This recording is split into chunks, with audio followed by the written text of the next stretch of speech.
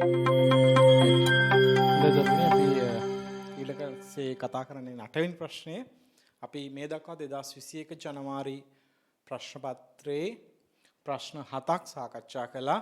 අපිට දැන් සාකච්ඡා කරන්න තියෙනවා 8, 9, 10 කියන ප්‍රශ්න 3. හොඳයි. අපි යමු 8 වෙනි ප්‍රශ්නෙට. 8 වෙනි ප්‍රශ්නේ කියවන්න බලන්න හොඳට.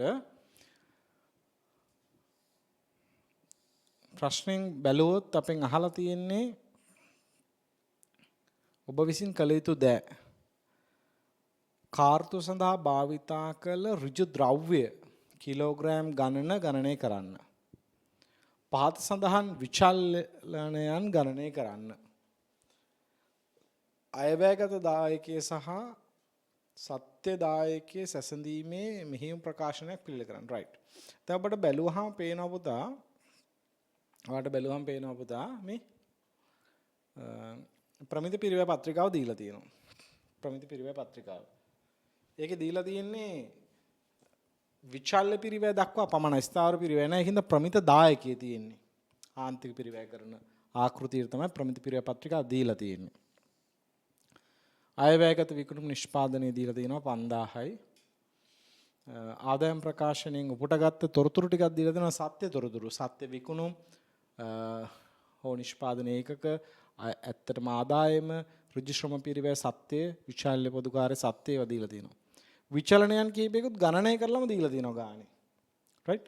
විචලනයන් කීපයක් ගණනය කරපු විචලනයන් තියෙනවා. ඍජු ද්‍රව්‍ය මිල විචලනය, ඍජු ද්‍රව්‍ය භාවිත විචලනය, ශ්‍රම අනුපාත විචලනය, ශ්‍රම අනුපාත විචලනය තියෙනවා. විචල්්‍ය පොදුකාර්ය වියදම් විචලනය, විචල්්‍ය පොදුකාර්ය කාර්යක්ෂමතා, විකුණුම් ආන්තික, විකුණුම් මිල විචලනය.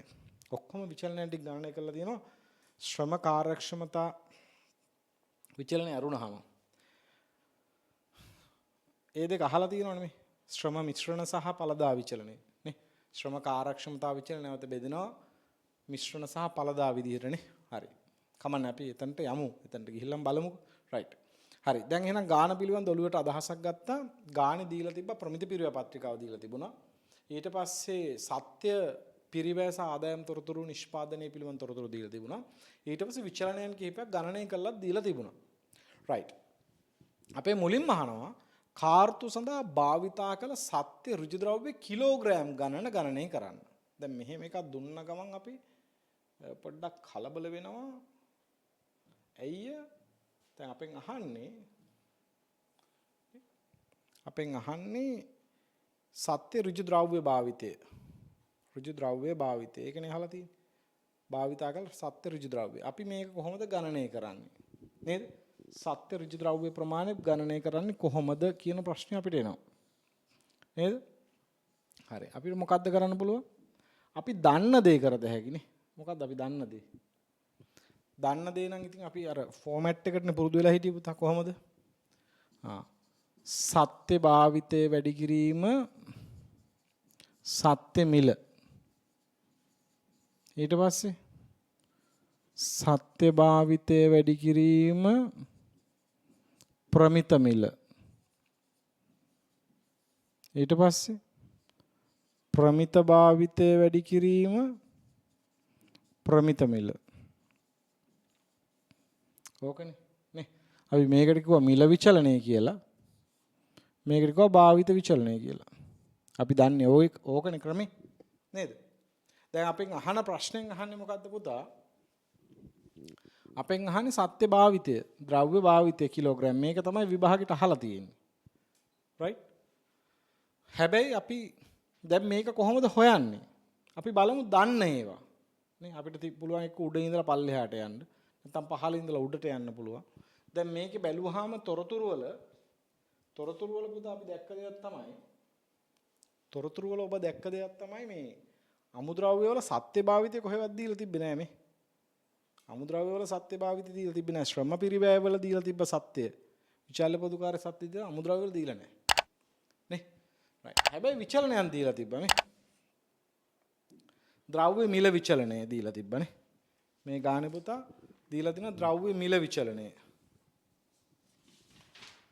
ද්‍රව්‍ය මිල විචලනය දීලා තිනවා. භාවිත විචලන දීලා තිනවා. දන්න ඒවා දාමුකෝ අපේ ක්‍රමයේ ඒකනේ. දන්න ඒවා දාන එකනේ ඉස්සෙල්ලම වැඩි. හරි. ද්‍රව්‍ය මිල විචලනය දීලා තියෙනවා. ද්‍රව්‍ය මිල විචලනය. අමුද්‍රව්‍ය මිල විචලනය.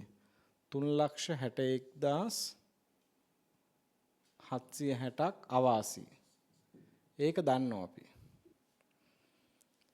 භාවිත විචලනයක් දන්නවා. භාවිත විචලනය කීයද? ද්‍රව්‍ය භාවිත විචලන 1,23,760යි. ඒක වාසි පුතා වාසි. ඒක වාසි. අපි දන්නේ නැද්ද ප්‍රමිත භාවිතය වැඩි කිරීම ප්‍රමිත මිල?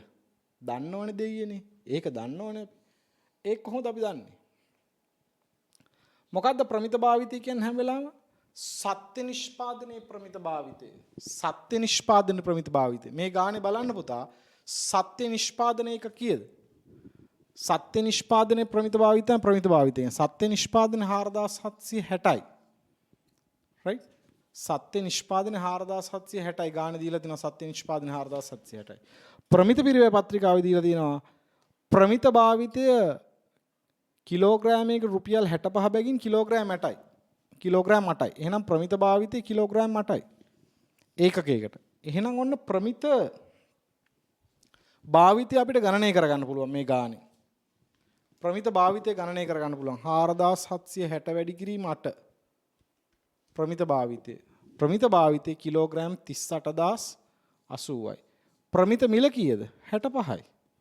එහෙනම් 38080 වැඩි කරන්න 65න්. එතකොට එනවා පුතා 24,75,200යි. 24,75,200යි. ප්‍රමිත භාවිතය වැඩි කිරීම ප්‍රමිත මිල කියන කෙනා 24,75,200යි. right 24,75,200යි. ප්‍රමිත භාවිතය වැඩි කිරීම ප්‍රමිත මිල නේ ප්‍රමිත භාවිතය වැඩි කිරීම ප්‍රමිත මිල. ඒක ආවා. දැන් මෙතන විචලනයක් දාන්නවා. එහෙනම් මෙතන හොයන්න බැරිද පුතා දැන්? මෙතන ගන්න හොයන්න බැරිද? පුළුවන්. මෙතන විචලනේ වාසි කියන්නේ විචලනේ වාසි කියන්නේ යට ලොකුයි. එහෙනම් මේක ලොකුයි. මීට වඩා මේ ගානකින් මෙතන අඩු වෙන්න ඕනේ. එහෙනම් ඔය ආපු උත්තරේ 24,75,700න් 24,75,200න් අපි අඩු කරනවා 1,23,760. එහෙනම් මෙතන තියෙන්න ඇත්තේ පුතා 23,51,440යි. ඒකට මේ වාසිදායක විචලන එකතු වුනහම තමයි මෙතන 24,75,200ක් ආවේ. right මම හිතන්නේ දැන් ඔයාලට මතකයිනේ ප්‍රමිත භාවිතයෙන් ප්‍රමිත මිල හොයාගත්ත හැටි ප්‍රශ්නයක් නැහැ නේ. ප්‍රමිත පිරිවැය පත්‍රිකාවේ තිබ්බා ප්‍රමිත මිල 65යි කියලා. ප්‍රමිත භාවිතය කියන්නේ සත්‍ය නිෂ්පාදනයේ ප්‍රමිත භාවිතය. ඒතකොට සත්‍ය නිෂ්පාදනයේක 4760යි. ඒකකයක් සඳහා ප්‍රමිත ද්‍රව්‍ය භාවිතය 8යි. ඒතකොට මුළු ප්‍රමිත ද්‍රව්‍ය භාවිතය 34080යි. ආවේ 4760 වැඩි කිරීම 8. නේ වැඩි කිරීම ප්‍රමිත මිල 65යි. නේ ඒතකොට මෙතන දන්නවා මේ විචලනේ ගානේ දීලා තිබ්බා. එහෙනම් අපි මෙතන දන්නවා. මෙතන දන්නවා කියන්නේ මොකද්ද පුතා? සත්‍ය භාවිතය වැඩි කිරීම ප්‍රමිත මිල දන්නවා. නේද? සත්‍ය භාවිතය වැඩි කිරීම ප්‍රමිත මිල කියන්නේ කීයක්ද? ඒක සමානයි 23,51,440යි. අපෙන් අහන්නේ මොකද්ද? සත්‍ය භාවිතය. ඉතින් බැරිද දැන් සත්‍ය භාවිතය වෙන්න? සත්‍ය භාවිතය කියන්නේ මොකද්ද එහෙනම්? මේ 23,51,440 බෙදනවා ප්‍රමිත මිලෙන්. ප්‍රමිත මිල කීයද පුතා? 65යි. ප්‍රමිත මිල රුපියල් 65යි. ප්‍රමිත මිල රුපියල් 65යි. නේ මෙතන සත්‍ය භාවිතය තිබ්බේ. ඒතර මේකෙන් මේක බෙදුවොත් එනවා සත්‍ය භාවිතය. එහෙනම් පුතා සත්‍ය භාවිතය කීයද? සත්‍ය භාවිතය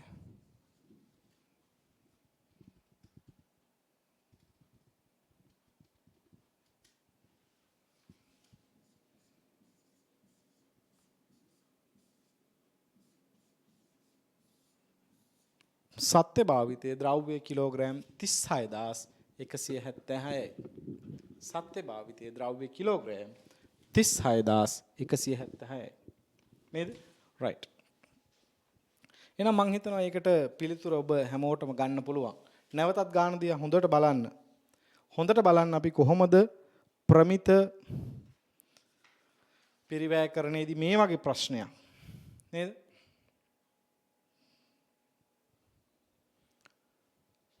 විසඳන්නේ කියන එක නේද? දැන් අපි දන්න දේවල් දානවා. මේ ෆෝමැට් එක මම කිව්වා ජීවිතේ ඕන තැනකදී ප්‍රමිත පිරිවැය කරන අභ්‍යාසයකට ඇප්ලයි කරගන්න පුළුවන් කියලා. දන්න දේවල් ටික පුරවන්න නේ. මේක දන්නවා. මේක දැනගත්තා. දැනගෙන තිබුණා. නේද? ඒක ගාණි තිබුණා. නේ? ඒක ගාණි තිබුණා. ඒතර පුතා ඒක අපි දාගත්තා. මේක අපිට ගණනය කරගන්න පුළුවන්. ඇයි? දීලා තියෙන තොරතුරුත් එක්ක. මොකද ප්‍රමිත භාවිතය අපිට හොයාගන්න තොරතුරු තිබ්බා. ප්‍රමිත මිල ගාණි තිබ්බා. එතකොට මේක හොයාගත්තා. එතකොට මේකයි සංසන්දනය කළා මෙතන හොයාගත්තා. මෙතන කියන්නේ මොකද්ද? සත්‍ය භාවිතයෙන් ප්‍රමිත මිල. ඒතර සත්‍ය භාවිතයෙන් ප්‍රමිත මිල කියන්නේ 2351440. එහෙනම් සත්‍ය භාවිත කියන්නේ මේක ප්‍රමිත මිලෙන් බෙදුවාම නේ හරස් ගුණිතය. ඔබ දන්න සාමාන්‍ය ගුණිතය. සාමාන්‍ය ගුණිතය. නේ සාමාන්‍ය සමීකරණ විසඳීම. හරස් ගුණිතය පැත්තක තියන සාමාන්‍ය සමීකරණ විසඳීම. නේද? ඒතර සත්‍ය භාවිතය සමානයි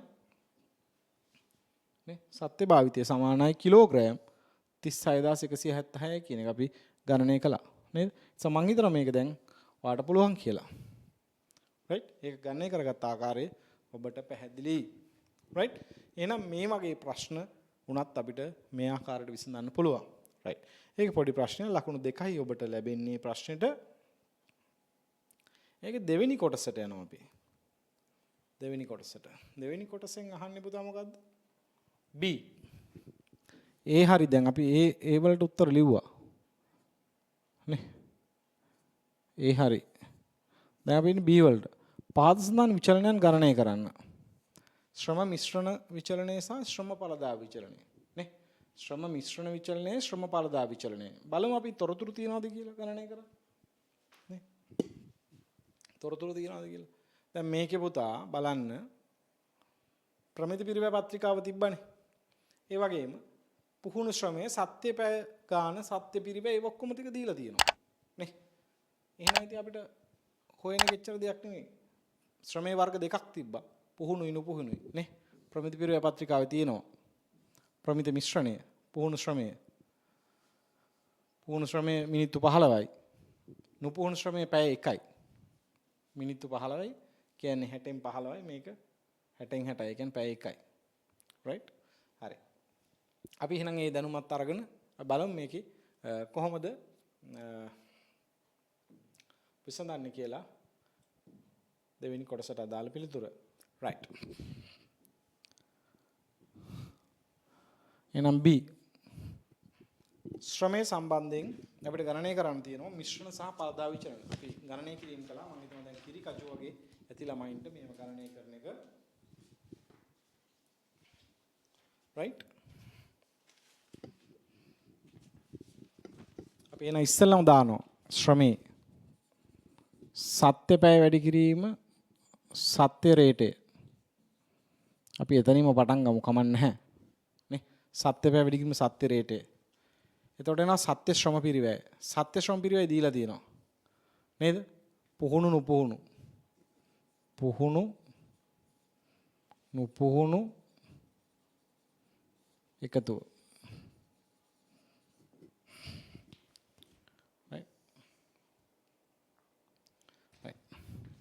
සත්‍ය පැය වැඩි කිරීම සත්‍ය රේටය. ඒ කියන්නේ සත්‍ය ශ්‍රම පිරිවැය.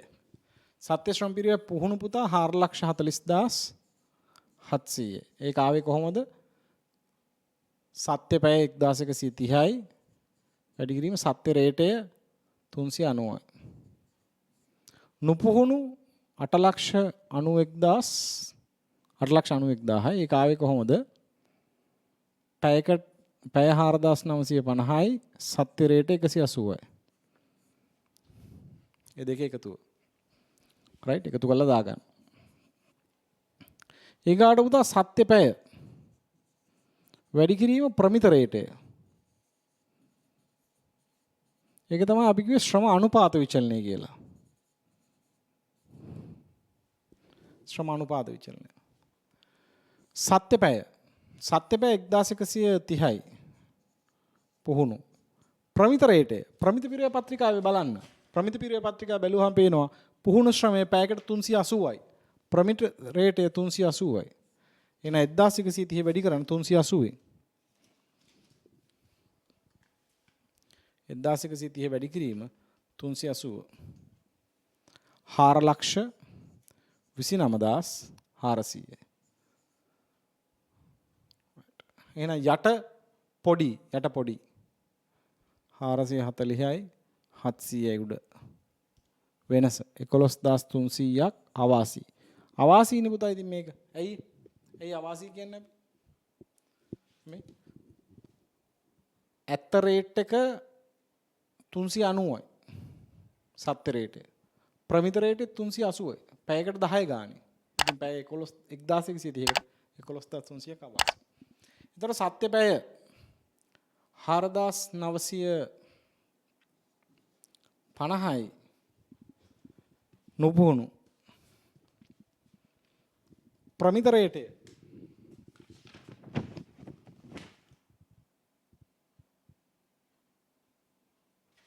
පැයකට 200යි.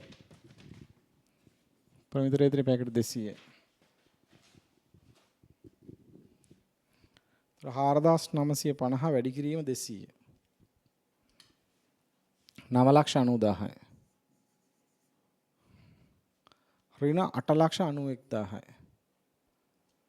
99,000ක් වාසි. right? ඉතින් ඔය දෙකේ එකතුව 99,000ක් වාසි 11,300ක් අවාසි. ශුද්ධ ප්‍රතිඵලය 87,700ක් favorable. ශ්‍රම අනුපාත විචලන. ඒක ඇත්තටම ඇහුවේ නෑ අපෙන්. ඒක ඇහුවේ නෑ. ඒක දීලා තිබ්බ ගානේ. ඒක ගානේ දීලා තිබ්බනේ. ඒක ඇහුවේ නෑනේ. නේ? අපි අර ඕඩර් එකට යන්න ඕන හින්දා ඒකත් නිකන් හැදුවා. මේ තියෙන 87,700 දීලා තිබ්බ පුතා. ශ්‍රම අනුපාත විචලන. අපිට එහෙම නැත්තම් අපිට ඔළුවේ තිබුණා නම් නෑ ඒක ගණනය කරන්න ඕනේ නෑ මෙතනින් පටන් ගන්න පුළුවන් කියලා. අපි මෙතනින් පටන් ගන්න. සත්‍ය පැය වැඩි කිරීම ප්‍රමිත රේටය. ඊට පස්සේ මොකද කරන්නේ? අපිට ඕනේ ගණනය කරන්න මිශ්‍රණ විචලනය. එහෙනම් මොකද කරන්නේ මෙතන සත්‍ය පැය වලට ලියන අපි මුළු සත්‍ය පැය වැඩි කිරීම ප්‍රමිත මිශ්‍රණය වැඩි කිරීම ප්‍රමිත රේටය මුළු සත්‍ය පැය කියන්නේ මේ දෙකේම එකතුව ගන්නවා. මේ දෙකේම එකතුව පුහුණු සහ නුපුහුණු දෙකේම එකතුව බලන්න පුහුණු 1130යි නුපුහුණු 4950යි. ඒතර සත්‍ය පැය ඔක්කොම කීයද? 6080යි. 6080. වැඩි කිරීම ප්‍රමිත මිශ්‍රණය. ප්‍රමිත මිශ්‍රණය හදාගන්නේ මෙහෙමයි පුතා. මේ බලන්නකො. ප්‍රමිත මිශ්‍රණය. දැන් බලන්න පුහුණු මිනිත්තු 15යි.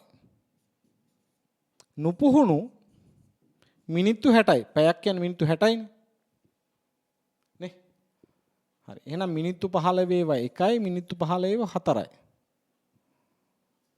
නැත්තම් අපිට කියන්න පුළුවන් දෙක එකතු කරලා මිනිත්තු 75යි. කමන්නේ Tamanට තේරෙන විදිහකට. නේ? දැන් බලන්න ප්‍රමිත පිරිවෙය පත්‍රිකාවේ නුපුහුණු තියෙන්නේ පුතා මිනිත්තු 15යිනේ. පුහුණු පැය 1යි. එතකොට මිනිත්තු 15 පැය 1යි එකම ඒකකයකට ගත්තොත් මිනිත්තු 15යි මිනිත්තු 60යි.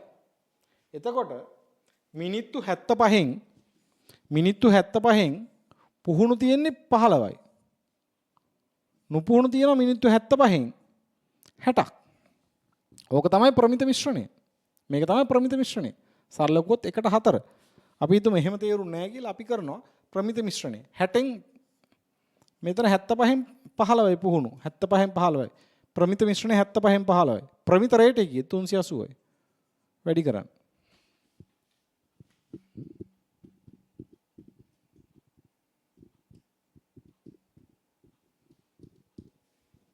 මෙතන එනවා පුතා 4,62,000ක්. 4,62,080ක්. යට ලොකුයි වාසි.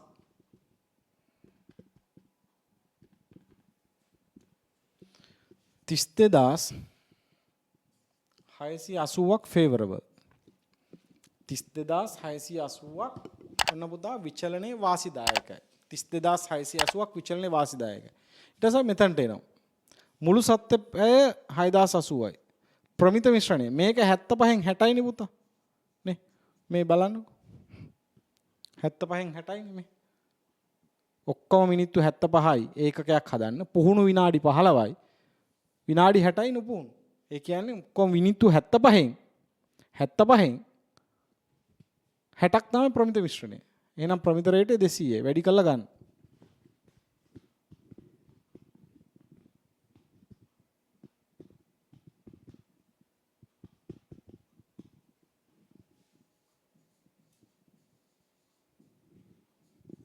එතකොට 18000ක් අවාසි. ඒක. මේක 32680ක් අවාසි.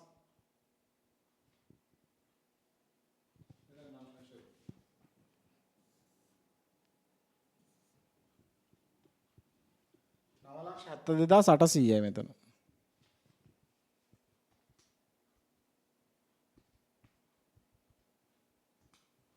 මෙතන 17200ක් තමයි ෆේවරබල් පුතා. යට ලොකුයිනේ වාසි.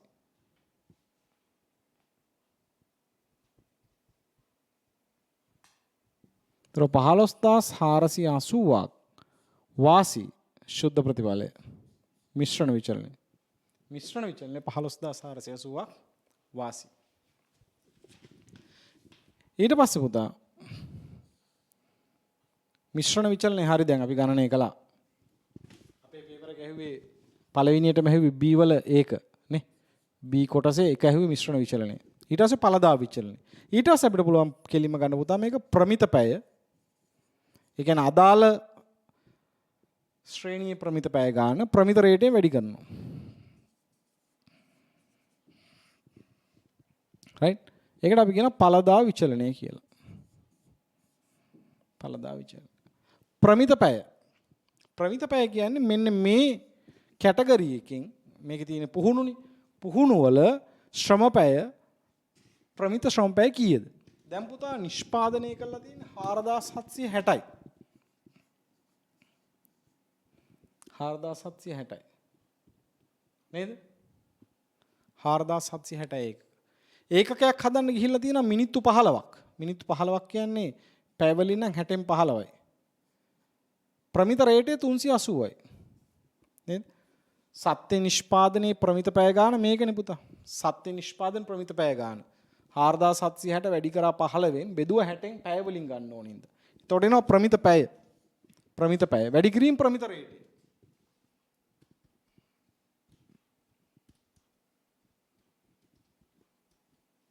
මෙතන එනවා 452200.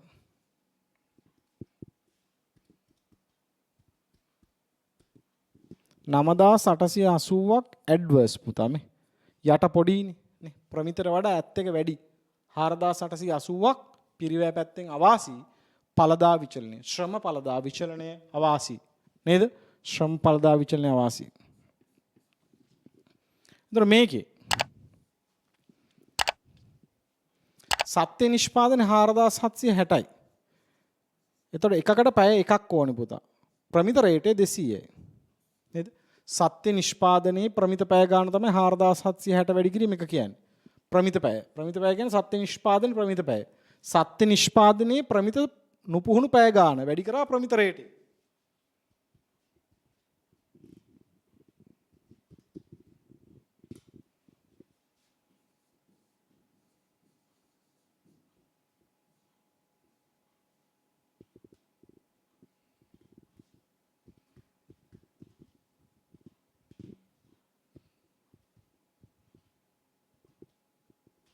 විස්සයි 800ක් අවාසි.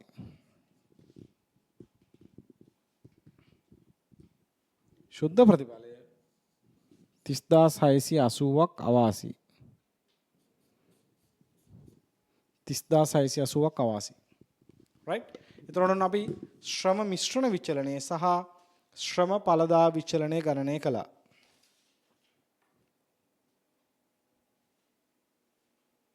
රයිට්. 15480ක් ෆේවරබල් වුණා ශ්‍රම මිශ්‍රණ විචලනය. 30680ක් අවාසිදායක වුණා ශ්‍රම පළදා විචලනය. ඒතර මිශ්‍රණය පළදායි දෙක එකතුව ශ්‍රම කාර්යක්ෂමතා. නමුත් ඒක විභාගයට අහලා නැහැ. රයිට්. විභාගයට අහලා තියෙන ඊළඟ කොටස මොකද්ද පුතා?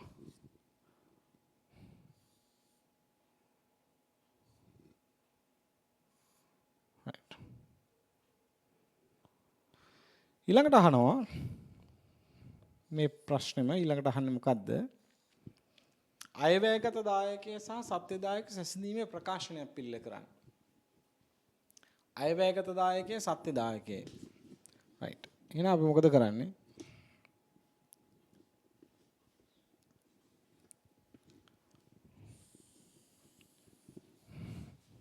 මේ වගේ එකක් ගහන්න පුතා.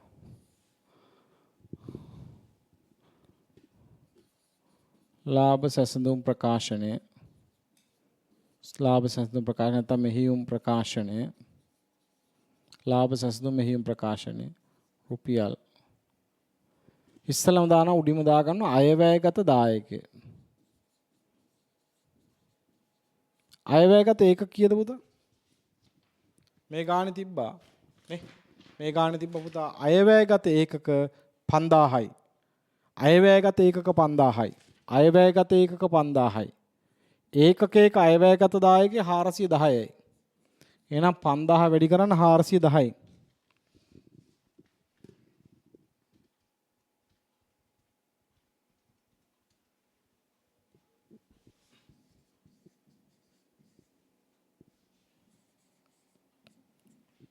right ඊට පස්සේ එකතු කරන්න වාසිදායක විචලන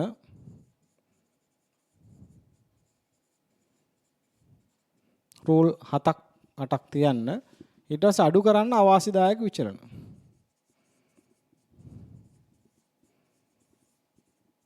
right දායකයේ දක්වා විතරයි ඒතකොට ස්ථාවර පිරිවැය විචලන අපි ගන්නෙ නැහැ මේ ගානේ කොහොමත් ඒවා දීලත් නැහැ ඒ නිසා ගැටලුවක් නැහැ ඒතකොට අපිට එනවා පුතා යටින්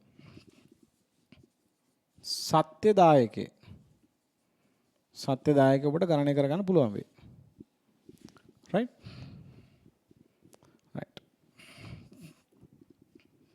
අපි බලමු විචලන පටල ගන්න නැතුව අපි පිළිවෙලට දාගමු මොකද විචලන හරියටම දාමු කල්පනා කරමින් මුලින්ම අපි ගමු ද්‍රව්‍ය වල එහෙනම් ඉස්සෙල්ලාම දානවා මිල විචලනේ ද්‍රව්‍ය මිල විචලනේ මේ ගානේ ගණනය කරලා දීලා තියෙනවා නේද ද්‍රව්‍ය මිල විචලනේ පුතා ගණනය කරලා දීලා තියෙනවා right ද්‍රව්‍ය මිල විචලනේ ගණනය කරලා දීලා තියෙනවා පුතා ද්‍රව්‍ය මිල විචලනය 361760ක් අවාසි නම් අඩු කරන්න එපේ ද්‍රව්‍ය මිල 3,61,760ක් අවාසි ද්‍රව්‍ය මිල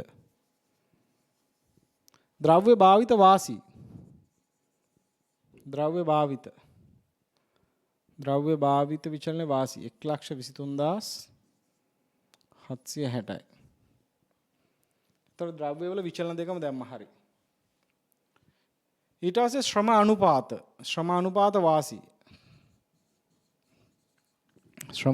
වාසි විචලන වාසි 87,700ක් වාසි. ඊට පස්සේ ශ්‍රම කාර්යක්ෂමතා විචලනය එහෙම නැත්නම් මිශ්‍රණයි පළදා දෙක වෙන වෙනම දාත හැකියි.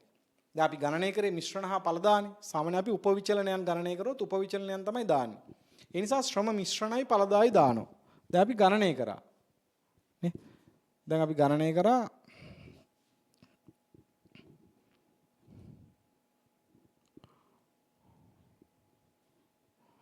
නේ? අපි ගණනය කරා. ශ්‍රම අනුපාත විචලනය අපි ගාව තියෙනවා 88700 ඒක අපි දාගත්තා. ශ්‍රම පළදා විචලනයයි මිශ්‍රණ විචලනය 15480 ෆේවරබල්. එහෙනම් එකතු කරන්න ඕනේ. 15480ක් එකතු කරනවා. වාසි හින්දා. ශ්‍රම මිශ්‍රණ විචලනය. ශ්‍රම පළදා විචලනය අවාසි. කොච්චරක් අවාසීද? ශ්‍රම පළදා විචලන කොච්චරක් අවාසීද පුතා? නේ? 30680ක් අවාසී නේ. 30680ක් අවාසී. එහෙනම් 30680ක් එකතු කරනවා. 30680ක් එකතු කරන්න පුතා. හරි නේද? හරි. ඊට පස්සේ පුතා ශ්‍රමයේත් හරි එහෙනම් දැන් ඔක්කොම ටික දාගත්තා. අක්‍රීය කාල නැහැ මේ ගානේ. අක්‍රීය කාලේ නැත්තම් ප්‍රශ්නයක් නැහැ. ඊට පස්සේ විචල්්‍ය පොදුකාරය වියදම් විචලනය. ඒක තියෙන 12160යි. ඒක අවාසි. විචල්්‍ය පොදුකාර්ය වියදම් විචලනය. අවාසි. කාර්යක්ෂමතා විචලනයත් අවාසි. විචල්්‍ය පොදුකාර්ය කාර්යක්ෂමතා විචලනය ඒකත් අවාසි 18200. ඊට පස්සේ විකුණුම් පරිමාන්තික විචලනය ඒකත් අවාසි. විකුණුම් පරිමාන්තික විචලනය ඔක්කොම අවාසිව තියෙන 98400. විකුණු මිල විචලනය. විකුණු මිල ආන්තික විචලනයත් අවාසි 1,90,400. right. එහෙනම් වාසිදායක විචලන ටික එකතු කරා. අවාසිදායක විචලන ටික අඩු කළා. right. බලමු. 1,23,760 ධන 87,700 ධන 15,480 2,26,940 අඩු කරන්න අවාසිදායක විචලන ටික 3,61,760 ධන 30,680 ධන 12,160 ධන 18,200 ධන 98,400 ධන 1,90,400 7,11,600 right.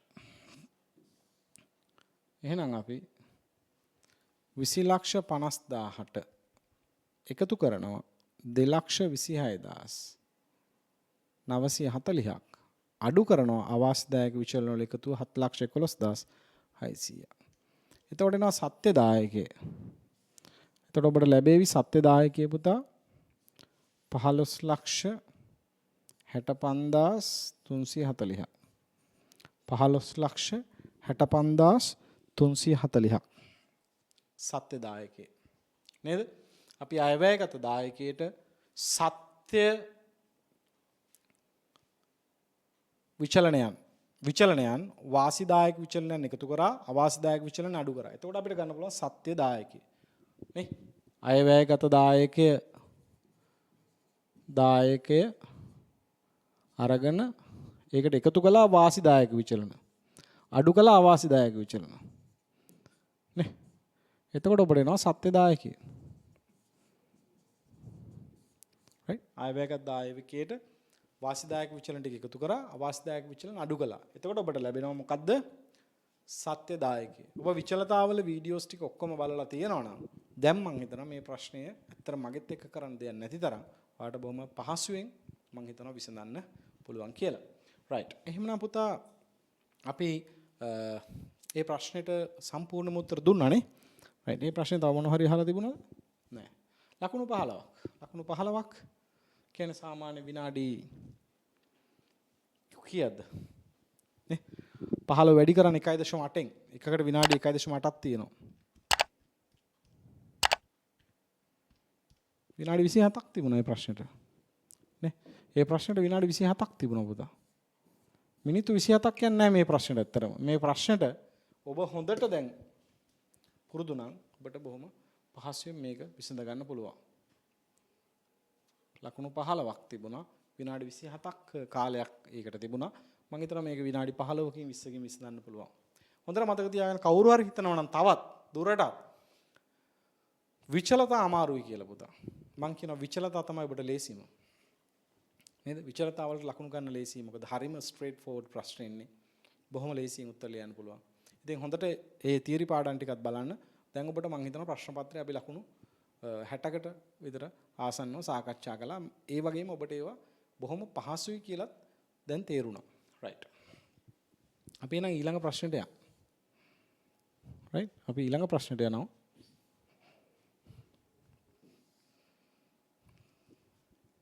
right. හොඳට කියව ගන්න මේ ප්‍රශ්නේ අපිට කතා කරන්න කරුණු කීපයක් උත් තියෙනවා. 2021 ප්‍රශ්න පත්‍රයේ 9 වෙනි ප්‍රශ්නය. සෞඛ්‍ය සේවා සැපයුම්කරුවෙකුන සීමිත කෙයා සමාගම රුපියල් මිලියන 120ක පිරිවැයකට වෛද්‍ය පරීක්ෂණ යන්ත්‍රයක් මිලදී ගැනීම සම්බන්ධ නව ව්‍යාපෘතික ශක්්‍යතාවක් තක්සේරු කරමින් සිටී. අන්න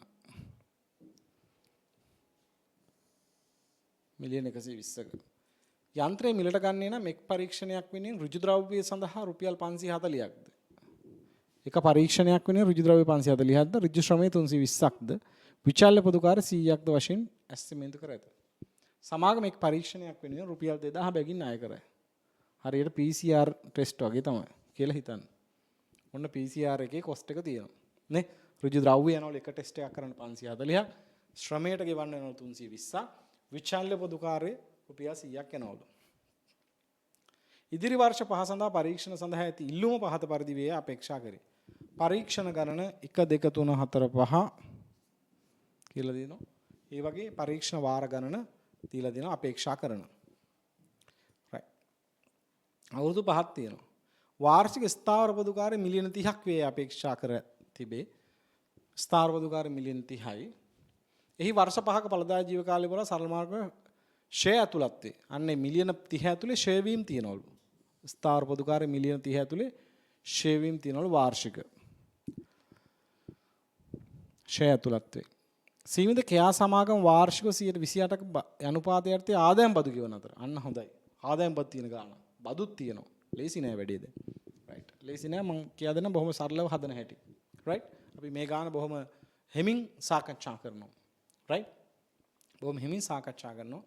බදු සම්බන්ධයෙන් අපි කොහොමද මේ ගැළපීම කරන්න කියන එක පිළිබඳව අපි මෙතනදී සාකච්ඡා කරනවා. right. එම වර්ෂයේදී ගෙවිය යුතුයි. බදු ඒ වෙල අවුරුද්දම ගෙවන්න ඕනේ. ප්‍රාග්ධන දීමනා 125ක් අඩු කරගන්න පුළුවන්ලු. ප්‍රාග්ධන පිරිවෙල 115යිලු. ශුද්ධ වර්තමාන අගය ගණනය කරන්න ඉහත ගණනය කළ ශුද්ධ වර්තමාන අගය පදනම් කරගනිමින් ව්‍යාපෘතියේ ශක්්‍යතාව සක්සේරු කරන්න. ලකුණු 15යි. නේද? ආසන්න වශයෙන් විනාඩි 27ක්. විනාඩි 30ක් විතර තියෙනවා කියලා නිකන් හිතාගත්තත් කමක් නැහැ. නේද? දැන් අපි අන්තිම ප්‍රශ්න ළඟා වෙලා තියෙන අපි ප්‍රමිති පිරිවැය ප්‍රශ්නේ විනාඩි 3ක් ඉතුරු කරගත්තා නම් මේකේ තව අපිට කාලය ඉතිරි කරගන්න පුළුවන් මේක ඇතුළේ සමහර වෙලාවට. right? ඒ නිසා මම හිතනවා කාලය බොහොම ලස්සනට කළමනාකරණය කරගන්න පුළුවන්. දැන් ගාන හොඳට බැලුවා. ගාන දෙපාරක් විතර කියවන්න පුතා. ගාන කියවලා බොහොම වරෙස්සමට අපි මේ ගාන හදන්න ක්‍රමවේදයක් කල්පනා කරමු. right. ව්‍යාපෘති ජීව කාලය අවුරුදු 5ක් පුතා. right. එන වර්ෂ 0 වර්ෂ 1 වර්ෂ 2 වර්ෂ 3 දුර වැඩි මගේ වර්ෂ 1 වර්ෂ 2 වර්ෂ 3 වර්ෂ 4 වර්ෂ 5 ඔය පැත්තට වර්ෂ ගන්න දැම්මා. මෙහෙම විස්තරයට ඉඩ තිබ්බා. right. දැන් අපි ගාන කියවමු පුතා. ගාන කියවන ගමන් නේ ගාන කියවන ගමන් තොරතුරු දාමු. දැන් මේකේ මිලියන 120ක මූලික ආයෝජනයක් කරන්න වෙනවා. අපි මේ ගාන හදමු රුපියල් මිලියන වලින්ම. එතකොට අපිට ලේසි. මොකද අපිට තේරෙනවා බින්දු තොගයක් තියෙන්නේ කියන මිලියන වලින් ලේසි හදන එක. රුපියල් මිලියන කියලා උඩින් දාගන්න. අනිවාර්යෙන් ඒක ඉන්ඩිකේට් කරන්න. හරි. එහෙනම් ආරම්භක ආයෝජනය. මූලික ආයෝජන විස්තරය මූලික ආයෝජනය. මූලික ආයෝජන කියලා මේ මොහොතේ පුතා වර්ෂ බිඳුවේදී. බිඳුව කෙලින් දැම්මා. මූලික ආයෝජනය කියලා බිඳුව කෙලින් දැම්මා පහලට මිලියන 120ක්. මේ මොහොතේ මිලියන 120ක් යනවා. සුන්බුන් නගයක් මොකුත් නැහැ. ඒ කියන්නේ අවුරුදු 5 අවසානයේවා සුන්බුන් නගයක්වත් නැහැ. මූලික ආයෝජනය මිලියන 120යි. right. හරි. ඊට පස්සේ අපිට තියෙනවා මේකේ ආදායම. හරි. ආදායම. මේකේ ආදායම. ආදායම කොහොමද ඉන්නේ ඕනම් පෙර වැඩක් කරද W1. පෙර වැඩක් කරනවා මම W1. ආදායම. වර්ෂය 1 2 3 4 5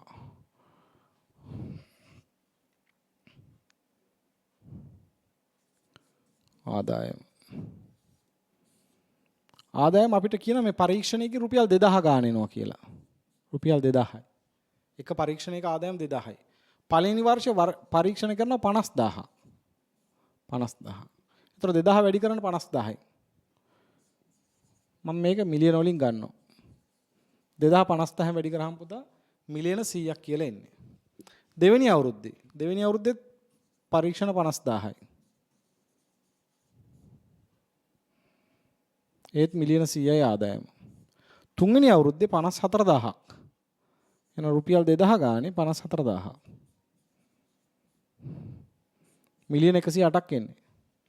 රයිට් 2054 මිලියන 108යි මිලියන වලින්. මිලියන වලින් හදන්නේ. හතරවෙනි අවුරුද්දේ 56000යි. 2000 වැඩි කිරීම 56000. පරීක්ෂණ 56000ක් කරනවා. 112ක් එන්නේ. මිලියන.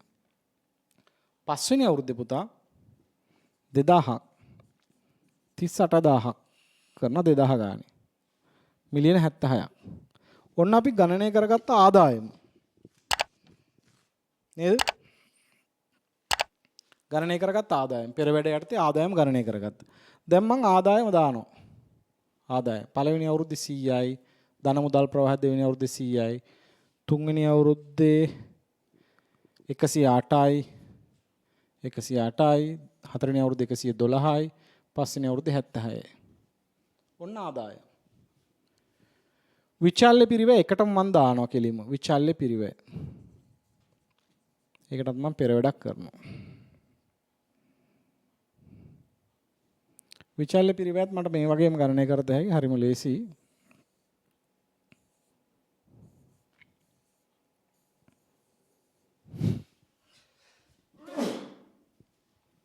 විචල්්‍ය පිරිවැය. පෙර වැඩ අංක 2.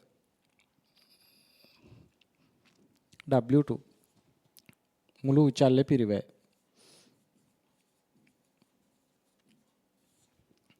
දැන් බලන්න පුතා.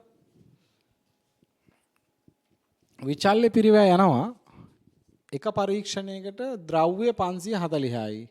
ශ්‍රමය 320යි. විචල්්‍ය පොදුකාරය 100යි. එතකොට ඔක්කොම කීයද? බිඳුවයි.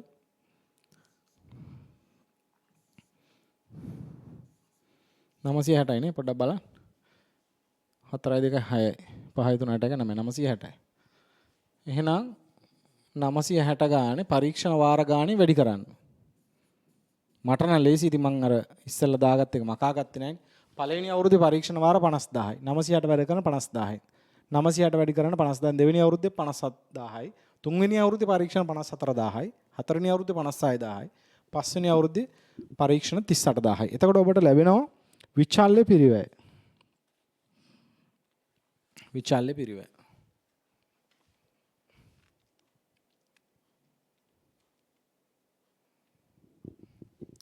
මිලියන 48යි. මිලියන වලින් එන උත්තරේ මිලියන වලින් දාන්න. රුපියල් මිලියන. එන උත්තරේ අග බිංදු 6 කපලා දාන්න පුතා.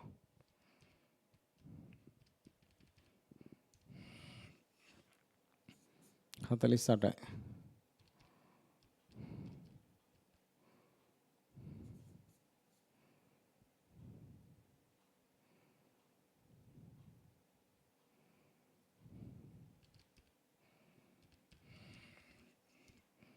පනස් 1.84යි. කමන්නේ මිලියනනේ.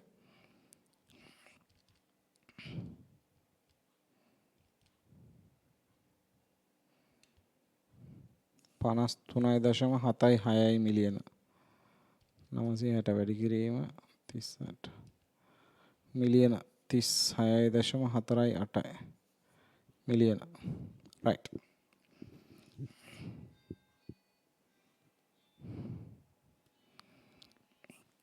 විචල්්‍ය පිරිවැය ඍණ මුදල් ප්‍රවාහයක් එළියට යනවානේ. 48යි 48යි මිලියන වලින් තියෙන්නේ.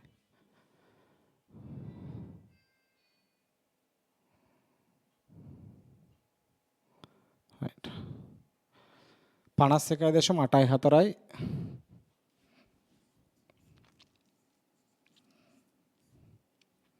ඊට පස්සේ 53.76යි නේ. 53.76යි මිලියන වලින්. ඊළඟට තියෙන පුතා 36.48යි. 36.48යි.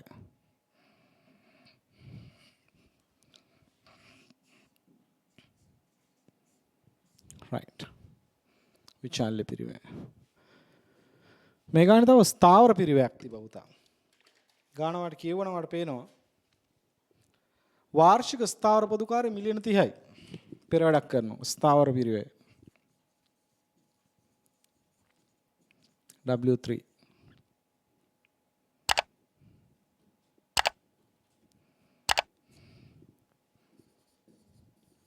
ස්ථාවර පිරිවැය. මේ ගානේ පුතා කියනවා අපිට මේ බලන්න වාර්ෂික ස්ථාවර පොදුකාරය මිලියන 30යි. හැබැයි ඒක ඇතුලේ ෂෙයක් තියනවලු. මුළු ස්ථාවර පිරිවැය. මුළු වාර්ෂික ස්ථාවර පිරිවැය. ස්ථාවර පිරිවැය කිව්ද මිලියන 30යි. රුපියල් මිලියන වලින් නම් 30යි. හැබැයි ඕක ඇතුලේ ෂෙය ඇතුළත් වෙනවා. අපි දැන් මුදල් ප්‍රවාහයෙන් දානකොට පුතා ෂෙය දාන්නේ නැහැනේ. නේ? මුදල් ප්‍රවාහයෙන් දානකොට ෂෙය ඇතුළත් කරන්නේ නැහැ. නේද? එහෙනම් මේකෙන් ෂෙය ටික අයින් කරන්න ඕනේ. ෂෙය කොහොමද ෂෙය ගන්නෙ? යන්ත්‍රවල පිරිවැය 120යි. ඵලදායී ජීව කාලය අවුරුදු 5යි කියන්නේ. ෂෙය වීම කීයක්ද එද්ද? සුන්බුණා කියන්නේ නැහැනේ. 24ක් ඇති. එහෙනම් ෂෙය හැර ස්ථාවර පිරිවැය. ෂෙය හැර ස්ථාවර පිරිවැය තියෙන මිලියන 6ක්. නේද? ෂෙය අතෑරියට පස්සේ ස්ථාවර පිරිවැය තියෙන කීයද පුතා? මිලියන 6ක්. අපි දාන මුදලින් ඇතිවන ස්ථාවර පිරිවැය මිලියන 6යි. නේද? එහෙනම් අපි මෙතන ව්‍යාපෘතියට ඇතුළත් කරන්නේ මුදලින් ඇතිවන ස්ථාවර පිරිවැය මිලියන 6ක්. හැම අවුරුද්දටම මිලියන 6 ගාන ඇතුළත් කරන්නේ.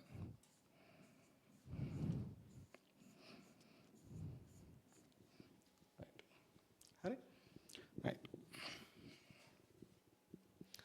තව මේ ඇරෙන්න මොන හරි පිරිවැය තියෙනවද? මේ හැර වෙනත් පිරිවැය තිබේද? වෙනත් මුදල් ප්‍රවාහයන් තිබේද?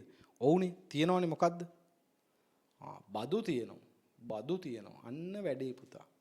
මෙතන තමයි කල්පනා කරන්න වෙන්නේ. බදු. නේ? ආදායම් බදු. W4. ආදායම් බදු. ඉතින් මේක හදාගත්තා නම් ගාන ඉවරයි. නේ? බදු එක අපි කල්පනාවෙන් හදමු. නේ? දැන් විලම්බීත බදු වීඩියෝ එකක් බලලා තිබ්බනම් මරු. ඒක මේකට සම්බන්ධයක් නැහැ. නමුත් මම හිතන අර බදු කරන ලාභය ගැන කියනවනේ පුතා. නේ? ගිනුම් කරන ලාභයෙන් බදු කරන ලාභයේ ව්‍යුත්පන්න කරන ආකාරය පිළිබඳ පොඩ්ඩක් කතා කරලා තිබ්බනේ. නේද? right. හරි. දැන් අපි බදු අනුපාතය 128ක් කියලා කියනවා. right. මේ යන්ත්‍රය සඳහා ප්‍රාග්ධන දීමන හම්බ වෙනවලු. හරි. මොනවා වුණත් දැන් කතන්දරේ සංකීර්ණ වෙනවනේ පුතා. පොඩ්ඩක් අපි ඉවසමු. right. අපි මොකද කරන්නේ? අපි ඉස්සෙල්ලම් පුතා වර්ෂ 1 නේ W4 මේ working number 4 ආදායම් බදු වර්ෂ 1 වර්ෂ 2 වර්ෂ 3 වර්ෂ 4 වර්ෂ 5 right වර්ෂ 5 දැන් මේ වගේ පුතා අපිට පුළුවන් මේ ලාභය ගණනය කරන්න නේ මේක එක අවුරුද්දේ ලාභය ගණනය කරත හැකියි ආදායම තියෙනවා විචල්්‍ය පිරිවැය තියෙනවා ස්ථාවර පිරිවැය තියෙනවා ෂෙය හැර ස්ථාවර පිරිවැය තියෙනවා දැන් මේකේ අපි ලාභය ගණනය කරමු මම හිතනවා කැල්කියුලේටරෙන්ම ගණනය කරත හැකියි අපි දැන් දන්නවනේ නේ පෙර වැඩ කියලා අපි එහෙම මේ ගොඩාක් මැරෙන වැඩ කරන්න ඕනේ නැහැ නේ අපිට දැන් දන්නවා නේ අපි ලියාගමු කෙලින්ම බදු පෙර ලාභය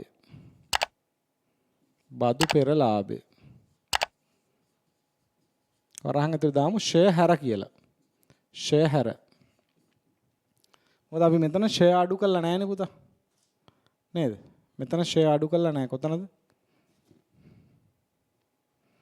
මෙතන ෂෙය වීම අරන් නැහැ නේ වියදම් වලට නේ ෂෙය වීම අරන් නැහැ ෂෙය වීම අරන් නැතුව ෂෙය හැර අපේ ලාභය ගණනය කරමු ෂෙය වීම හැර ලාභය කීයද පළවෙනි අවුරුද්දේ ආදායම 100යි වියදම් විචල්්‍ය පිරිවැය 48යි ස්ථාවර පිරිවැය 6යි ඒ දෙක අඩු කරාම එනවා පුතා 46ක් නේ එතකොට පළවෙනි අවුරුද්දේ 46යි බදු පෙර ලාභේ ෂෙය හැර 46යි දෙවෙනි අවුරුද්දේ ඒකමනේ නේද එතකොට දෙවෙනි අවුරුද්දේ 46ම තමයි මිලියන වලින් ලේසි නෑ මිලියන වලින් 46යි නේ රූ මිලියන කියලා දාමු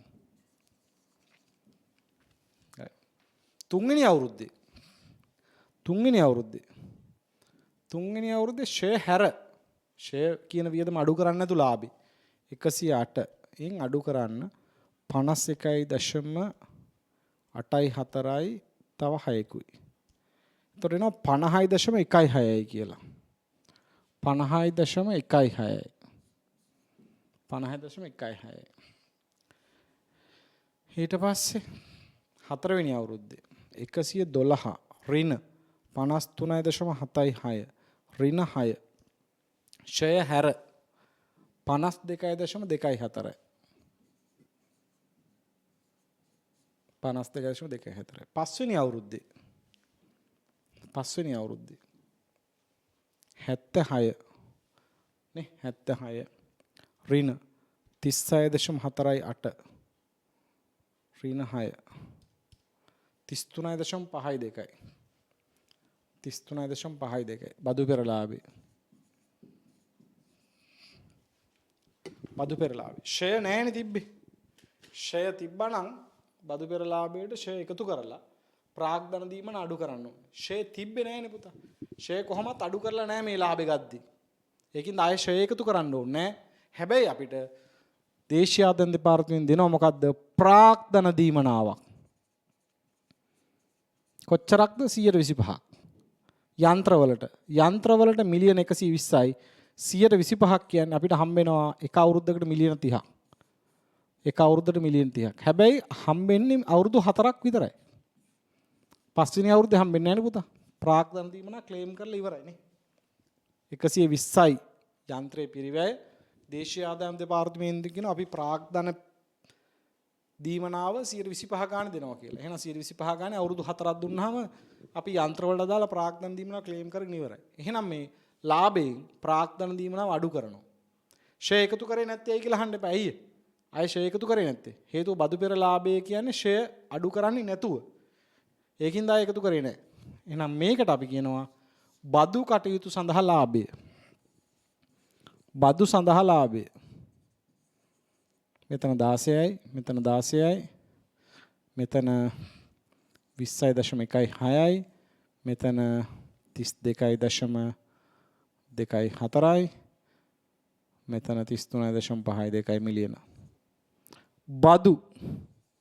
බදු ගහනවා පුතා කීය ගානේද මේ ගානේ කියන බදු අනුපාතය 128යි right එහෙනම් බද්ද ගණනය කරන්නේ මෙහෙමයි පුතා නේ මේ ලාභයට 128ක් බලන්න මිලියන වලින් 16 වැඩි කිරීම 128 4.48 මෙතනත් එහෙමයි මෙතන 20.16 වැඩි කරන්න 0.28 5.64 මිලියන වලින් ආසන්න වශයෙන් දශම ස්ථාන දෙකකට මම ගත්තා 32.24 වැඩි කිරීම 0.28 9.03යි ආසන්න වශයෙන් 9.0272 නේ 9.03යි බදු 33.52 වැඩි කිරීම 128යි බදු අනුපාතය 9.3යි 8යි 5යි 9.39 කියලා ගමු බද්ද මේ තමයි බදු right බදු අපි ගණනය කරගත්තා right හරි බදු කියන්නේ මොකද්ද දැන් ඍණ මුදල් ප්‍රවාහයක් නේ බදු ගෙවීමක් නේ තියෙන්නේ බදු ගෙවීම කියන්නේ පුතා ඍණ මුදල් ප්‍රවාහයක් ඒතර අපි බදු ඇතුළත් කරනවා අපේ ව්‍යාපෘතියේ ඍණ මුදල් ප්‍රවාහයක් විදිහට right පළවෙනි අවුරුද්දේ 4.48යි 4.48යි දෙවෙනි අවුරුද්දේත් 4.48යි එතකොට තුන්වෙනි අවුරුද්දේ 5.64යි 5.64යි හතරවෙනි අවුරුද්දේ 9.03යි නේ මතකයේ හැටියට 9.03යි හරිනේ ඊට පස්සේ 9.39යි නේද බදු ගෙවීම ඍණ මුදල් ප්‍රවාහයක් විදිහට ඇතුළත් කරන්න right ඊට පස්සේ බලන්න මේවා ඇරෙන්න මොන හරි මුදල් ලැබීම් හෝ ගෙවීම් තියනවද කියලා මේ හැර වෙනත් මුදල් ලැබීම් හෝ ගෙවීම් තියනවද පුතා නැහැ එහෙනම් පුතා දැන් අපිට පුළුවන් පහලට ගන්න එක එක වර්ෂයේ සුද්ධ මුදල් ප්‍රවාහය right අපි ගණනය කරනවා සුද්ධ මුදල් ප්‍රවාහය මේක 120යි ඍණ බිඳුවේදී ඍණ 120යි එකේදී බලන්න 100ක් ධන ඍණ 48යි ඍණ 6යි ඍණ 4.48යි ධන 41.52යි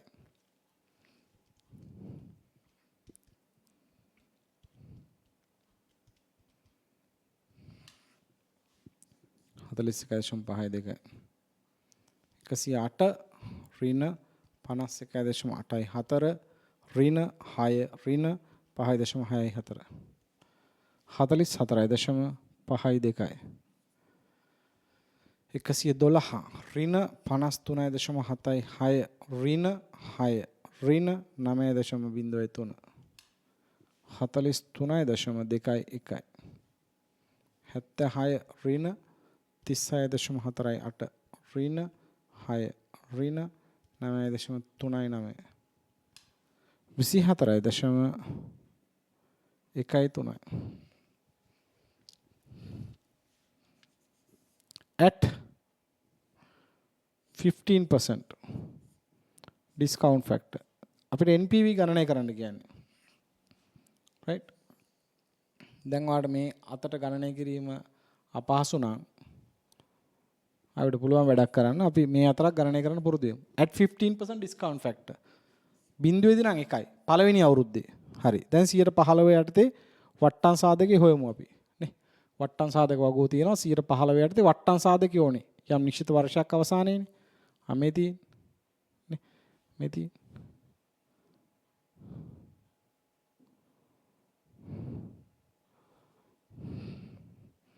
15ට වට්ටම් සාධකය නේ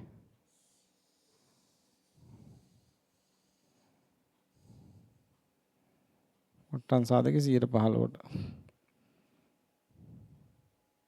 right 15 යටතේ වට්ටම් සාධකේ මම අරගෙන පැත්තකින් තියා ගන්නම් 15 යටතේ right හරි එහෙනම් පළවෙනි අවුරුද්දේ එන්නේ පුතා 0.87යි බිඳුව දෙවෙනි අවුරුද්දේ 0.75යි 6 තුන්වෙනි අවුරුද්දේ 0.65යි 8 හතරවෙනි අවුරුද්දේ 0.57යි 2 පස්වෙනි අවුරුද්දේ 0.4යි 7 right දැන් මොකද කරන්නේ ඔයා शुद्ध मुदल प्रवाह වැඩි කරන වට්ටම් සාධකයෙන්. එතකොට එනවා percent value එක. වර්තමානගේ 120 එකෙන් වැඩි කරන 120ක් ඍණ. right 41.52 වැඩි කරන්න. කම්මැලිනේ. 0.87න් 36.12. මම nearest 2 decimal ගන්නවා ආසන්න දශම ස්ථාන දෙක 36.12. 41.52 වැඩි කරන්න පුතා 0.75 31.39 nearest 2 decimal 31.39 44.52 වැඩි කරන්න 0.658 29.29 ඊට පස්සේ 43.21 වැඩි කරන්න 0.572 24.72 ඊට පස්සේ 24.13 වැඩි කරන්න 0.497 11.99 11.99 right දැන් හරි දැන් පුතා අපිට පුළුවන් NPV ගණනය කරන්න නේද දැන් NPV කියන්නේ මෙන්න මේ ටිකේ සුද්ධ ප්‍රතිඵලයනේ පුතා NPV net present value නේ මේක ඍණ මුදල් ප්‍රවාහ අනිත් ටික ධන. ඒතකොට ධන ටික එකතුවෙන් ඍණ ටික එකතුව අයින් කරන්න. 36.12 ධන 31.39 ධන 29.29 ධන 24.72 ධන 11.99 ඍණ 120. ඒතර 13.51 NPV මිලියන වලින්. right රුපියල් මිලියන රුපියල් මිලියන ආසන්න වශයෙන් මේකේ සුද්ධ වර්තමානයේ 13.51යි නේද රුපියල් මිලියන 13.5 එකක් එනවා ශුද්ධ වර්තමානගේ ආසන්න වශයෙන්.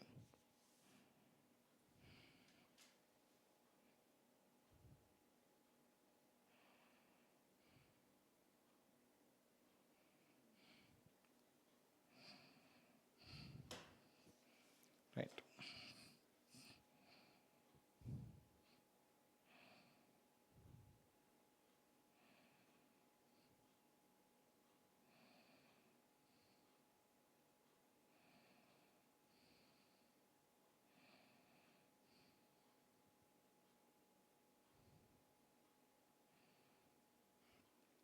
right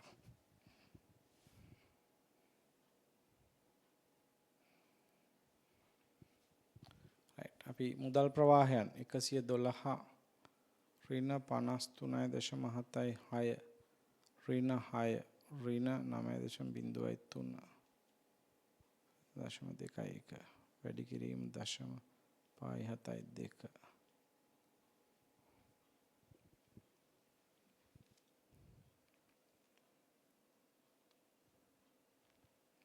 right අපි ගණනය කළා ෂෙයා වීම නේද ප්‍රාග්ධන දීමනා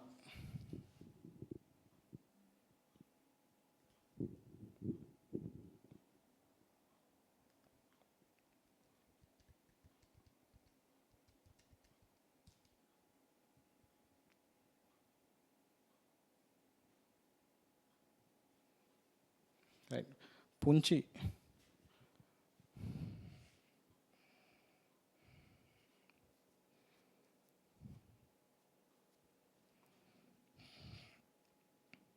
පොඩි මිස්ටේක් එකක් තියෙනවා මෙන්න මෙතන පුතා මෙතන මම 52.24 ඉන් 30ක් අඩු කරලා දාලා තියෙන 32 කියලා. ඒක 22.24ක් වෙන්න ඕනේ. ඒතර බදු පොඩ්ඩක් වෙනස් කරගන්න පුතා. එතන බද්ද වෙනස් කරගන්න 22.24ට 128ක් නේ. ඒතර 6.22 6.22 බද්ද. එතකොට පොඩි වෙනසක් වෙනවනේ. 6.22 ආදායම් බදු. මෙතන 6.22. ඒතර මෙතන වෙනස් වෙනවා මෙතන වෙනස් වෙනවා. ඒතර 112න් අඩු කරන්න ඕනේ 53.76 ඍණ 6 ඍණ 6.22. එතකොට එන්නේ 46.02 පුතා. 46.02. වැඩි කිරීම 0.572 26.32 26.32 right එතකොට NPV පොඩ්ඩක් වෙනස් වෙනවා කමන්නේ ධනාගයක් එන්නේ අපි නිවැරදි කරමු නිවැරදි කරගන්න පුතා NPV අගය 36.12 ධන 31.39 ධන 29.29 ධන 26.32 ධන 11.99 ඍණ 120 15.11 15.11 right 15.11 රුපියල් මිලියන වලින් ආසන්න වශයෙන් right මෙතන අපි මගහැරීම කළා තිබේ මම මෙතන මේ 52.24න් 30ක් අඩු කරලා දාලා තිබේ 32.24 කියලා නේ. ඒකයි සමහරලාට අපි විභාගයේදී සමහර විට මේ වගේ ගණනය කිරීම උනත් කැල්කියුලේටර් එකකින් කරන එකේ වටිනාකමක් තියෙනවා. මොකද අපි සමහරට හිතේ තියෙන ඒවත් එක්ක වැඩ කරන්නේ. දැන් මගේ 52.24 හිතෙන් වැඩි කරන අඩු කරනකොට මම 20ක් තමයි අඩු කරලා දාගත්තේ. නේ? right. ඒ නිසා විශේෂයෙන් මේ වගේ ගණන් වලදී දැන් ඔබට දැක්කා මෙතන පොඩ්ඩක් මගේ අරුණා ලකුණක් දෙකක් අඩු වෙයි එතනට මුළු ලකුණු බිඳුවක් වෙන්නේ නැහැ. එතනින් වාට වැරදුනා කියලා ඒකට බය වෙන්න එපා. හැබැයි ඔබට බොහොම නිවැරදිම පිළිතුර බොහොම සරලව ගන්න තිබුණා. හරියටම කැල්කියුලේටරේ මේවා විසඳවනවා. ඒ නිසා විභාගෙදී මුදල් ප්‍රවාහයන් ගන්නකොට දෙපාරක් විතර හිතන්න. right? මුදල් ප්‍රවාහයන් ගද්දී දැන් මේ වගේ සුළු කිරීමකදී දෙපාරක් විතර අපි හිතුවට කමක් නැහැ. නේ? මොකද මේක අවසාන පිළිතුරට බලපෑමක් තියෙනවා. ඒ නිසා මුදල් ප්‍රවාහයන් ගණනය කිරීම වලදී බොහොම කල්පනාකාරී වෙන්න. right? හරි. ඉතින් අපි ඔක්කොම ටික බලාගෙන ගියොත් චෙක් කරන් ගියොත් නේ 36න් 30ක් ගියා 16යි 46න් 30ක් ගියා 16යි 50න් ගියා 30ක් 20.1යි 52.2.4න් 30ක් ගියා මේ ගාන. right? බදු අනුපාතය 128යි බද්ද ගත්තා. බදු කියන්නේ ඍණ මුදල් ප්‍රවාහයක් ව්‍යාපෘතියේ. ඒක නිසා අපි බදු ආදායම් බදු කියන එක ව්‍යාපෘතියේ ඍණ මුදල් ප්‍රවාහයක් විදිහට ඇතුළත් කළා. නේ? ආදායම් බදු ව්‍යාපෘතියේ ඍණ මුදල් ප්‍රවාහයක් විදිහට ඇතුළත් කළා. නේ? මේ බලන්නකෝ ආදායම් බද්ද ඍණ මුදල් ප්‍රවාහයක් විදිහට ඇතුළත් කළා. ඊට පස්සේ අපි ගණනය කළා ශුද්ධ මුදල් ප්‍රවාහය. සියලු ආකාරයේ මුදල් ලැබීම වලින් සියලු ආකාරයේ මුදල් ගෙවීම අයින් කරා. එතකොට ඔබට එනවා ශුද්ධ මුදල් ප්‍රවාහය. නේද? ශුද්ධ මුදල් ප්‍රවාහයට පස්සේ අපි ඩිස්කවුන්ට් ෆැක්ටර් එකෙන් වැඩි කරලා NPV ගණනය කළා. දැන් අපේ ප්‍රශ්නෙන් ඇහුවේ ඒක නෙමෙයි පුතා. NPV ගණනය කරන්න කියලා තැහුවා. හරි අපි ඒ කොටසට උත්තරේ දුන්නා. අපි දෙවෙනියට ඇහුවේ මොකද්ද? ඉහත ගණනය කළ ශුද්ධ වර්තමානගේ පදනම් කරගනිමින් ව්‍යාපෘති ශක්්‍යතාව තක්සේරු කරන්න. මෙන්න මේක ලියන්න ඕනේ. වැදගත්ම කොටස මේකනේ. මේක හරි දැන්. A වලට උත්තරේ අපි ලිව්වද? B. ඉහත NPV වැරදුනත් කවන්නේ දැන් B වල ලකුණු දෙක හම්බෙනවා. මේ මෙතන ලකුණු 13න් අපිට අරක වැරදුනා නම් ලකුණු 11ක් විතර හම්බෙයි. ප්‍රශ්නයක් නැහැ. නේ? right? දැන් මට ඒකත් ඔයාලට කියන්න ඕන වුණා. යම් අවස්ථාවකදී ඔබට මගහැරීමක් සිද්ධ වුණොත් ගානකදී NPV ගානකදී ඒ කොටසේ ලකුණු නැති වෙයි. දැන් මේකේ 13න් 11ක් විතර හම්බෙයි. දෙකක් නැති වෙයි. right? ඒ කියලා මේ වරද්ද ගන්න යනවා නෙවෙයි. right?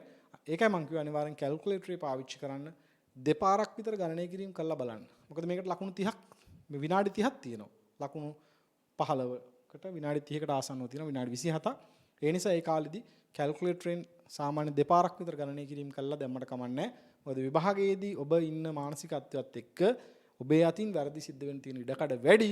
ඒවා ක්‍රමානුකූලව අපි මං හිතනවා ඔබ හුරු වුණොත් විභාගෙදී හරිම ලේසියෙන් ප්‍රශ්න වල උත්තර ලියා ගන්න පුළුවන් වෙයි. right. ඉහත ගණනය කළා ශුද්ධ වර්තමානයේ පදනම් කරගනිමින් ශක්්‍යතාව තක්සේරු කරන. B දාලා ලියා ගන්න මෙහෙම. ලියා ගන්න.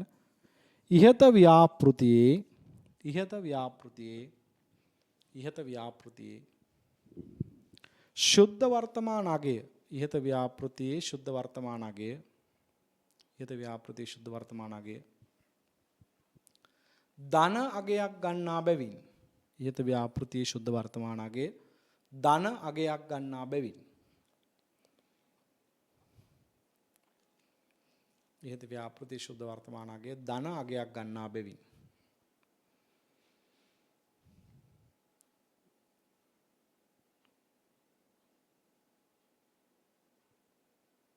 එම ව්‍යාපෘතිය පිළිගත හැකිය ඇලිරක් ගහලා උනන් ලියනවා ශක්‍ය වේ feasible project එකක් මේ ව්‍යාපෘතිය පිළිගත හැකියි right ශක්‍ය ව්‍යාපෘතියක් right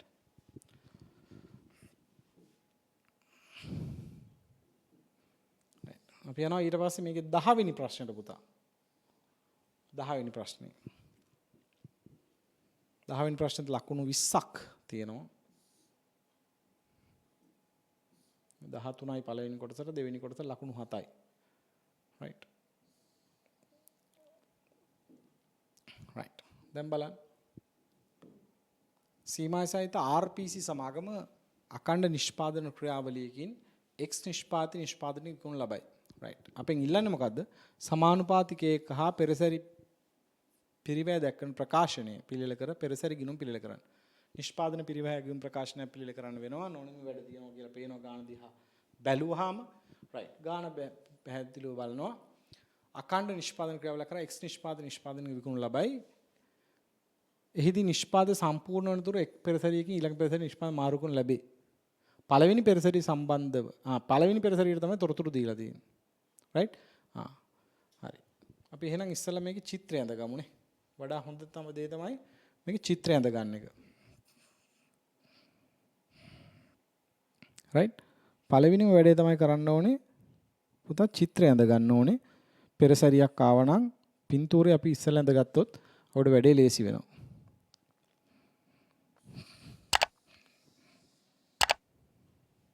right මම පින්තූරේ අඳිනවා ඉස්සර වෙලාම මේ බලන්න මේකේ ලොකු කතාවක් නැහැ නේද? පළවෙනි පෙරසැරිය දීලා තියෙන්නේ එක පෙරසැරිය නේ. මේකට යෙදවුම් නේද? මේකට පුතා යෙදවුම් ඇතුළත් කරනවා කිලෝග්‍රෑම් 10400ක්. මේකේ එළියට ඇවිල්ලා තියෙනවා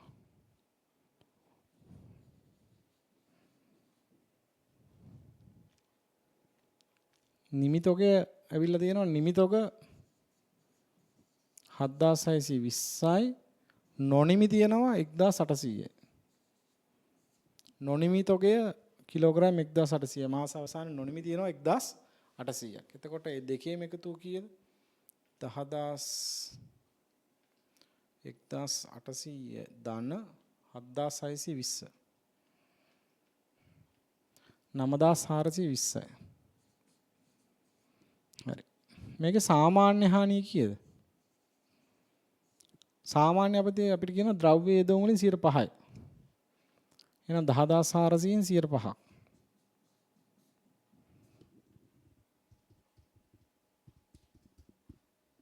520යි. සාමාන්‍ය හානිය 520යි. සත්‍ය හානිය දැන් අපි 10400ක් දාලා තියෙනවා. නිමිතෝගයි නොනිමි විදියට තියෙනවා 9420ක්. ඒතකොට 10400න් පුතා අඩු කරන්න 9420ක්. ඇත්තටම හානි වෙලා තියෙන 980ක්. බලාපොරොත්තුනේ කීයක් හානි වෙයි කියලාද? බලාපොරොත්තුනේ 520ක් හානි වෙයි කියලා. හැබැයි හානි වෙලා තියෙනවා කීයද? 980ක්. හිතුවටත් වඩා කීයක් හානි වෙලාද? 460ක්. 460ක්. ඒකට අපි කියනවා අසාමාන්‍ය හානිය කියලා. අසාමාන්‍ය හානි. බලාපොරොත්තු වුණාට වඩා වැඩිපුර හානි වෙච්ච ගාන 460ක් නේ. බලාපොරොත්තු වුණාටත් වඩා හානි වෙලා තියෙන කොච්චරද පුතා? 460ක්. ඒක අපි කියනවා අසාමාන්‍ය හානියක් කියලා. රයිට්. දැන් අපි ඉතින් ඔන්න සාමාන්‍ය චිත්‍රය ඇඳගත්තා. නේද? සාමාන්‍ය චිත්‍රය ඇඳගත්තා. අපි දන්නවා මේකේ හදන්න වෙන අපිට නිෂ්පාදන පිරිවැය ගැයුම් ප්‍රකාශනයක්. අපි ඒක පිළියෙල කරමු. නිෂ්පාදන පිරිවැය හා ඇගයුම් ප්‍රකාශනය.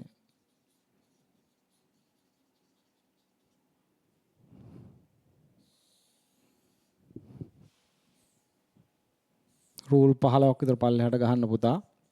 විස්තරය භෞතික ඒකක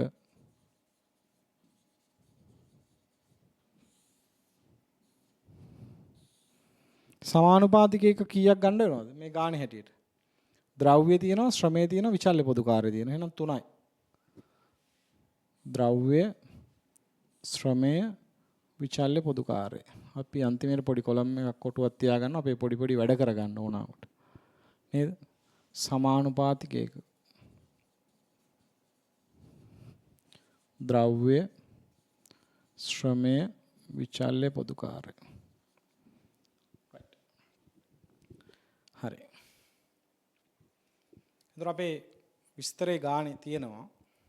රයිට්? ගානේ හොඳට කියවන්න බලන්න.